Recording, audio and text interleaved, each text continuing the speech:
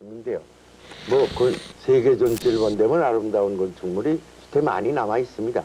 수태 남아 있는데 아까 제가 말씀드린 우리나라 불국사라든가 정묘라든가 경복궁의 경회라고 같은 거는 세계 어디 갖다 놔도 1급입니다. 근데 왜 그런 걸 만들었냐 하면 본관에서 밑에 바다를 그리고 감동스러운 그게 굉장히죠. 그럼 그 자연 속에 이 건축은 조형 예술이라고 그랬었죠. 조형 예술의 그런 기억하고 비슷해요. 그런 것도 있죠. 저는 이 개인으로 볼 때는 상당히 존경스럽죠. 예를 들어서 내가 회사 직원을 썼다 이게 뭐 일을 시켰는데 그 몰라서 못했습니다 그러면 우리 귀에는 어떻게 들리냐 우리 아버지 똑같았을 게 나는 바보예요 몰랐어요 그렇게 들린다고. 모르면 어떻게 남의 보급을 받고 사냐 이게 알라고 노력을 해서 해야지. 몰랐어요가 뭐 면피가 아니다 이겁니다.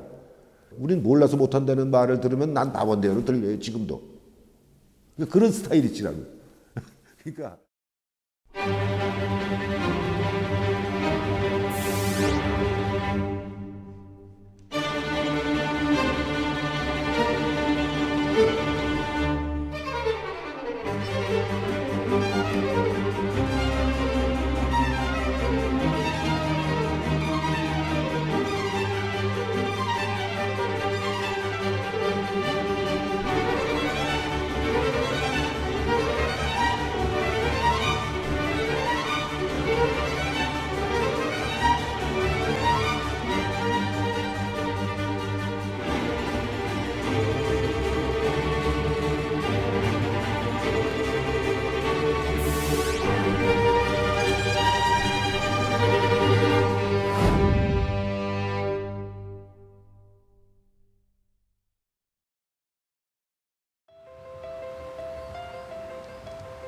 역사의 흔적과 과거의 숨결을 간직한 문화예술의 명소이자 시간에게 되돌려 받은 공간 김중업 박물관.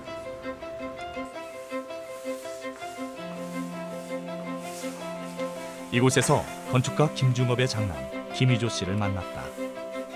딱 한 가지만 부탁을 했죠. 어느 누가 됐든 건축을 공부하는데 김중업 씨에 대해서 알고 싶어서 한다 그러면 모든 자료를 공개해라. 나는 리턴 받을 생각에 죽어도 없다. 단 여기서 잘 관리해서 그런 후학들을 위해서 이것이 하나의 연구되어지는 어떤 그게 된다면은 그게 아마 아버님도 바라는 것일 것이다. 그것이. 우리나라 1세대 건축가이자 세계 건축의 거장 르 코르비지에를 사사한 첫 번째 한국인 건축가 김중업.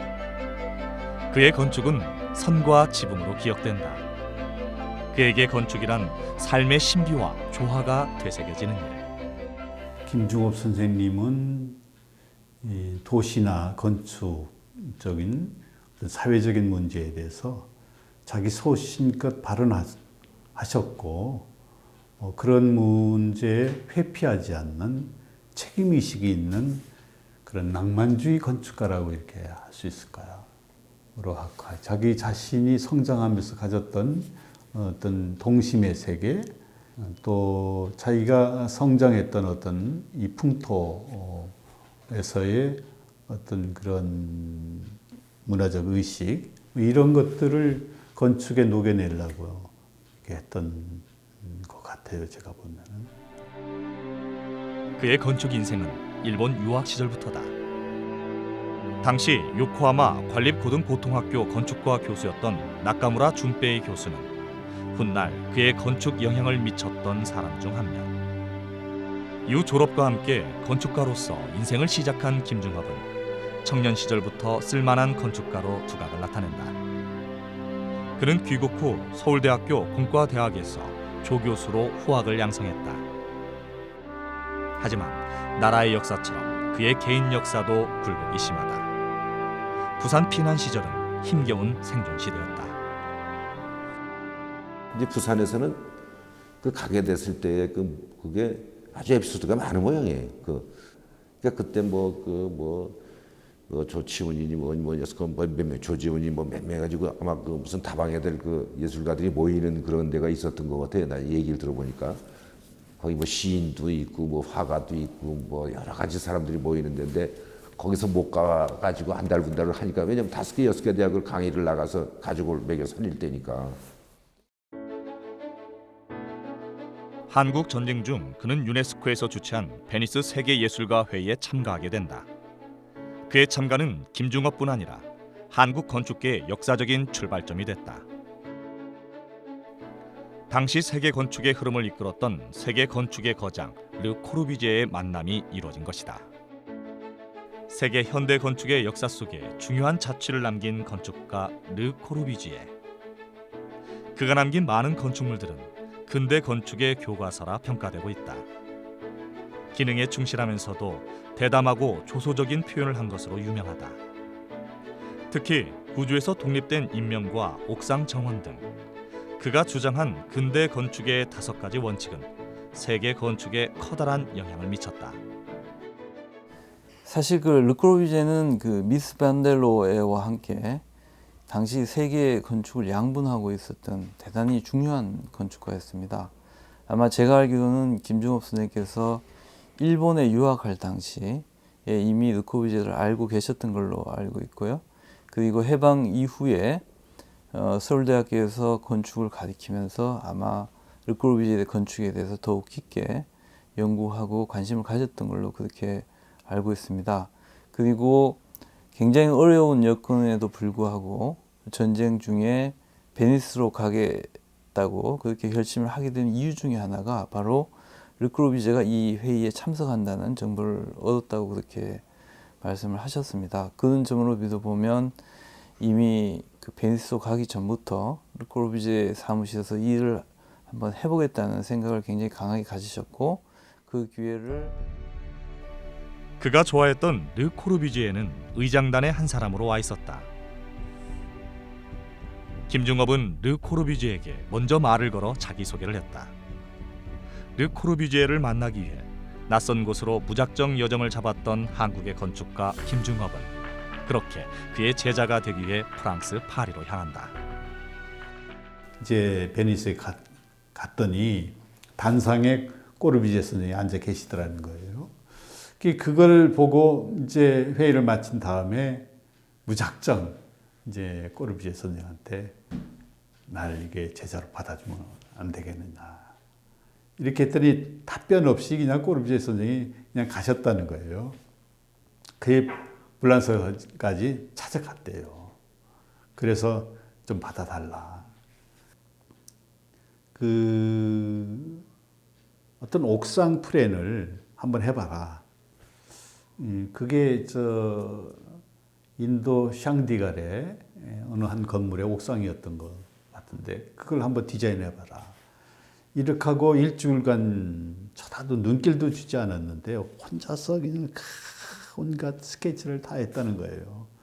그들이 딱 일주일 지나더니 스태프들을 다 불러 모으더니 이제 평가를 이렇게 하면서 아주 좋은 평가를 하셨다고 그런 얘기를 제가 들었습니다.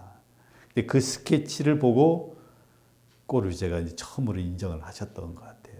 그래서 이제 스텝으로 이렇게 받아들이기 시작했던 거 아닐까 이런 생각이 듭니다. 르 코르비제와 함께한 3년이라는 그 시기는 김중업이 장차 세계의 건축가로 발돋움할 만큼 자신을 다진 귀중한 시기였다.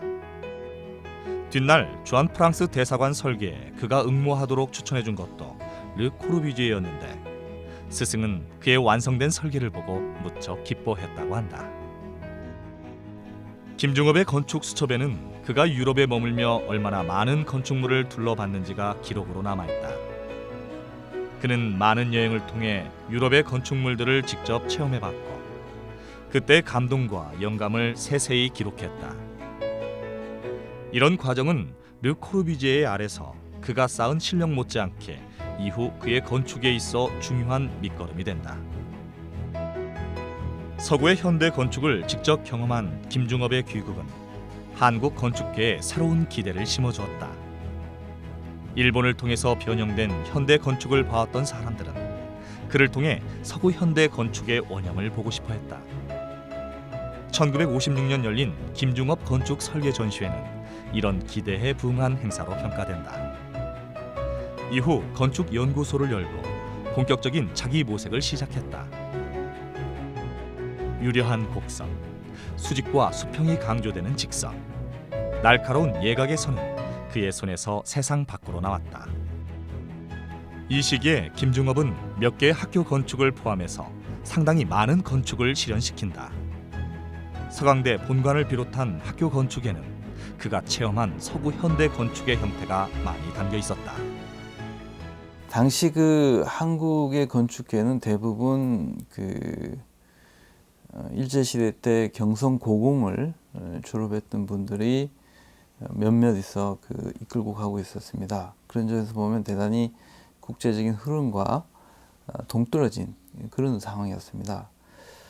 거기에 이제 김중업 선생님께서 직접 그루비제 사무실에서 일을 하고서 기구를 하셨으니까 당시 한국 건축계에서는 거의 그 센세이셔널한 그런 상황이었습니다. 김중업 선생님 돌아오는 그 자체에 큰 조명을 받았어요. 그 당시. 정확한 타이틀은 기억이 안 납니다만 신문지상에 이렇게 소개가 됐어요. 그만큼 조명을 많이 받고 기구를 하셨어요. 하셔서 우리 현대건축을 이렇게 얘기할 수 있는 분들이 없었는데 세계적인 건축가한테서 배워서 돌아오니까 굉장한 이제 관심을 가진 거죠. 그분한테. 한국 현대 건축사에서 가장 중요한 건축물 중 하나로 동시에 한국 현대 건축의 출발점이라는 평가를 받고 있는 김중업의 대표작 주안 프랑스 대사관은 그의 작품 세계의 길잡이가 되었다. 프랑스의 저명한 건축가 7명과 경합해서 당선된 김중업은 이곳 주안 프랑스 대사관에 한국의 어를 자신의 건축 언어로 어떻게 표현하느냐를 고심했고 자연스럽게 변화하는 콘크리트의 특성을 살려 전통 건축의 지붕선과 기둥 조형을 현대적으로 표현해냈다. 가장 무엇보다도 이제 중요한 것이 이 대지 속에 건물 놓인 건물들의 배치, 이것이 상당히 그 중요한 설계 의도라고 그렇게 생각을 하고 있고요. 두 번째는 이제 각 건물마다 다른 방식의 지붕 형태를 설계를 하고 있습니다. 그것은 아마 그 전통적인 건축에 나타나는 지붕선을 여러 방식으로 아마 표현하고자 원했던 것 같습니다. 그리고 상당히 그런 점이 이제 조형적으로 완성도가 높아서 그 점이 많은 역사가들이나 비평가들로부터 좋은 평가를 받고 있지 않나 그렇게 생각을 하고 있습니다. 독립된 조형물의 뛰어난 아름다움, 건물 간의 긴장과 어울림. 프랑스 대사관은 이 모든 것이 담겨 있는 건축이다. 오랫동안 우리나라 근대화의 상징처럼 여겨진 3.1 빌딩. 이곳에 김중업은 르 코르비제의 건축보다 독일계 건축가 미스 반 데어로의 건축을 실현하고자 했다. 기존 그의 건물에서 찾아볼 수 없는 새로운 시도. 아름다운 창의 비례와 단순미를 가진 3.1 빌딩은 복잡한 도심을 정돈하며 경쾌한 오피스 빌딩의 조형을 드러냈다. 그게 저 옛날 산미사라고 그래가지고 그 사장님이 김두수 씨인가 그러셨을 거예요. 이제 아버님을 찾아와서 거기다가 본사 빌딩을 지어야 되겠는데 3.1로니까 31층을 넣어야 되겠다 이게. 근데 높이 제한이 있어요. 그 높이에는 들어가지질 않아요 건물이. 근데도 31층을 지어야 되니까 무언가가 그 층고를 낮추지 않으면 안 되는 그런 아주 특수한 제약 조건이 있었단 말이에요. 그래서 그 김두수 씨를 같이 좀 갑시다. 시카고를. 시카고에 가면 그 미스 반데로에가 설계한 그런 건물들이 많으니까 갑시다. 그래서 시카고를 같이 갑니다. 이제. 그 거기 가서 그 바쁜 사람들이 한 보름씩 다니면서 그 건물을 다 보고 와서 이런 스타일로 지을 수밖에 없다. 여긴 건물이. 그렇지만 그 미국과 비교해서 당시 한국의 기술적 수준이 너무나 낙후됐고 또 재료 생산이라든지 어떤 현장의 건설 그 기술 같은 것들 이런 것들이 너무 낙후되어서 그 초기에 의도했던 생각을 완전히 실현을 시키지 못했습니다. 그런 점이 이제 굉장히 어렵게. 파리에서 귀국한 후 1971년까지 약 15년의 기간은 김중업 건축의 전반기이자 전성기였다. 그는 이 기간 동안 자신의 대표작으로 꼽을 만한 대부분의 작품을 완성해냈다. 건축가는 작품으로 말해야 한다는 그의 신념처럼 그는 자신의 건축으로 한국의 대표 건축가가 되어 있었다.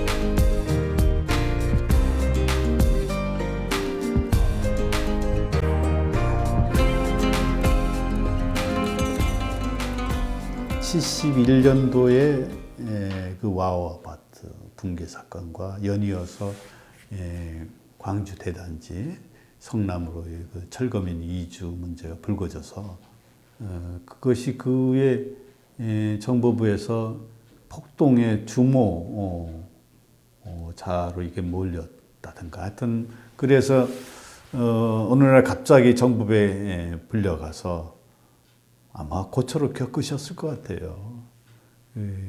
당시 생명은 보장할 수 없으니 이제 이걸 떠나라 하는 얘기를 듣고 부랴부랴 짐을 싸가지고 떠나셨던 걸로 저는 얘기 들었습니다. 그때 이제 제안이 나온 게 뭐냐, 깜빵에 가겠소.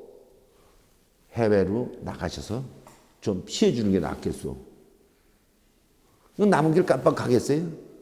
그리고 느닷없이 미칠날 안으로 떠나시오. 그래가지고서는 단수 여권 만들어가지고 불란서로 나가버렸단 말이에요. 갑자기. 그 집안은 또 어떻게 돼요? 일하던 거 올 수도 없고, 설계사무소 문 닫고, 뭐 그냥 돈이 없으니까 집 팔고, 쓰고, 뭐 이런 저희 가족사로 보자면 최대 위기가 온 거죠, 이제.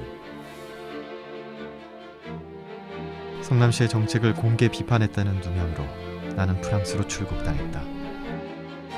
1971년 나는 황망히 고국을 떠나 그해 겨울 핀란드의 알바 알토 교수의 뜨거운 신세를 진 다음 프랑스로 간다. 이 시기로서 나의 청년기의 작업에 강한 종지부가 찍힌 셈이다. 말할 수 없이 힘든 해외 생활이었지만 8년이라는 국외 체류는 그에게 많은 변화를 가져다 주었다. 그리고 1979년 건축가 김중업은 다시 고국으로 돌아왔다. 외국의 새로운 건축을 경험하고 돌아온 그는 건축에 대한 새로운 열정으로 한국 건축에 모더니즘 건축을 정착시켰다. 쉼없는 스케치와 변화의 노력을 게을리하지 않았던 건축가 김중업. 건강이 점점 악화된 시기에도 건축가로서의 존재 의미가 담긴 건축을 남기기 위한 그의 노력은 계속됐다. 그런 그에게 서울올림픽은 기량을 발휘할 수 있는 좋은 기회였다. 당시 현상 공모를 통해 올림픽 상징 조형물을 담당하게 되었는데 그는 여기에 그가 평생을 읽어온 조형 의지를 모두 담아내고자 했다. 올림픽과 관련해서 가장 높은 조형성을 가졌다 평가되는 세계 평화의 문은 오랜 역사의 고통에서 벗어나서 새롭게 비상하려 했던 국민적 이상과 역동적인 시대 상황이 고스란히 담겨 있다.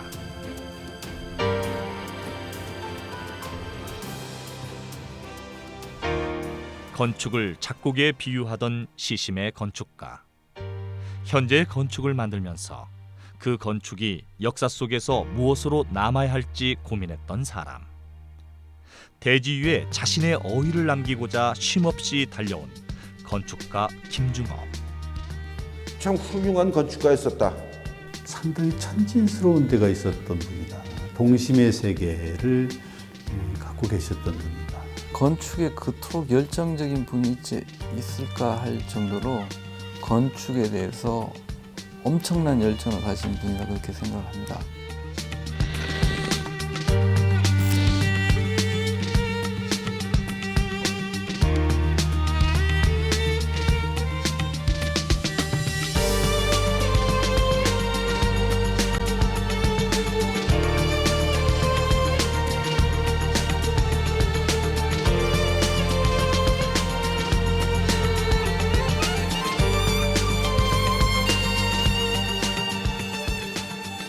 La modernisation forte.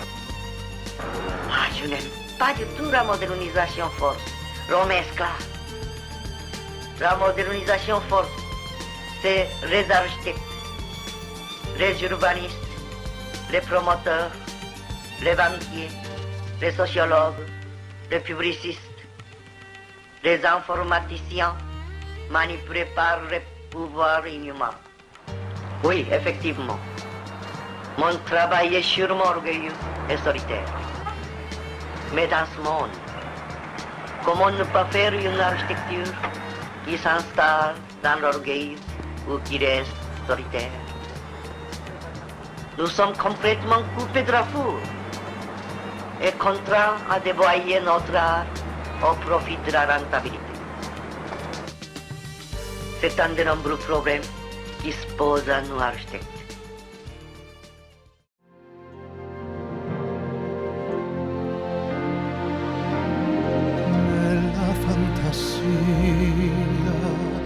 Io vedo un mondo giusto, lì tutti vivono in pace e in onestà. Io sogno d'anime che